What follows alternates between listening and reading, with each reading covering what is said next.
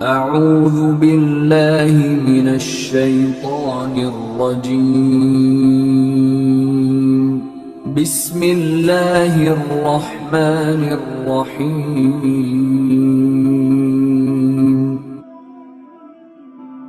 سوال یہ تھا کہ کسی بندے پر غسل لازم تھا اور اس نے غسل لازم تھا، فرض تھا، واجب تھا یعنی اس پر، اب وہ بھولا کلی کرنا اور ناک میں پانی ڈالنا بھول گیا اور غسل کر کے باہر آ گیا۔ اب کیا اس بندے کے لیے دوبارہ نہانا ضروری ہے یا صرف کلی کر لے اور ناک میں پانی چڑھا لے تو اس کا غسل کیا ہو جائے گا جی؟ مکمل ہو جائے گا، غسل واجب ادا ہو جائے گا؟ تو کیا حکم شرع ہوگا؟ دوبارہ نہانا ضروری ہے یا صرف کلی کرنا اور ناک میں پانی چڑھا لینا کافی ہے؟ اس سے پہلے یہ سمجھیں، بعض اوقات حیرت ہوتی ہے کہ بندوں کو کچھ چیزوں کا پتہ نہیں ہوتا۔ اب مجھ سے ایک بھائی سوال کر رہا تھا کہ سوتے میں اگر بندے کے کپڑے خراب ہو جائیں تو کیا اس صورت میں بھی غسل لازم ہوتا ہے؟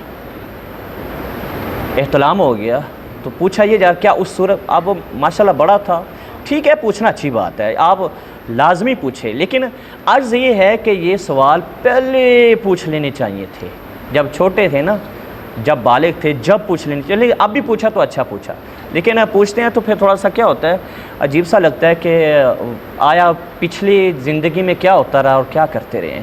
تو یاد رکھیں کہ یہ ساری کتابوں میں، ہدایہ درس نظامی کی کتاب ہے، اس میں قدوری شریف ہے، اس کے اندر ہے، نور الزا کے اندر ہے، بہار شریعت کے اندر ہے، ساروں نے لکھا کہ جب حالت نوم میں یعنی سوتے ہوئے کپڑے خراب ہو جائیں اور آپ کو نظر بھی آئے کپڑے خراب ہیں، تری وغیرہ ہے، تو اس صورت میں نہانا لازم ہو جائے گا۔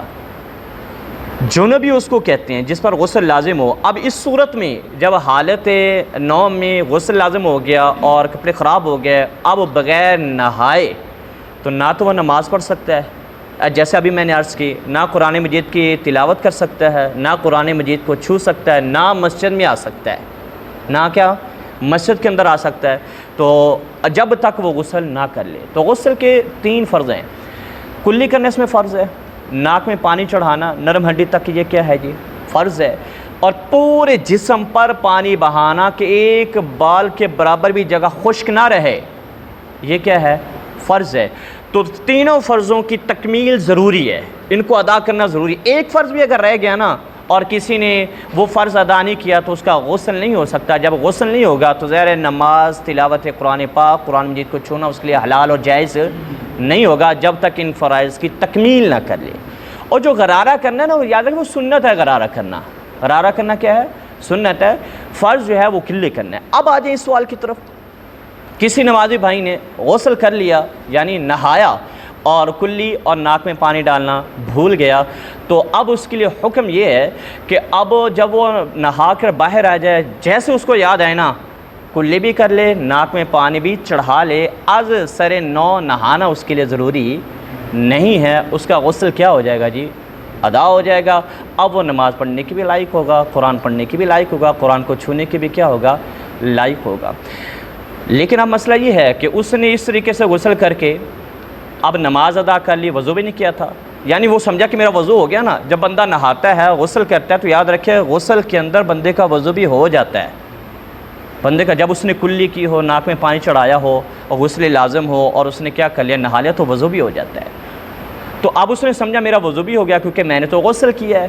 اب اس نے اسی طریقے سے آ کر نماز ادا کر لی، تو یاد رکھے وہ نماز اسے دوبارہ ادا کرنی پڑے گی۔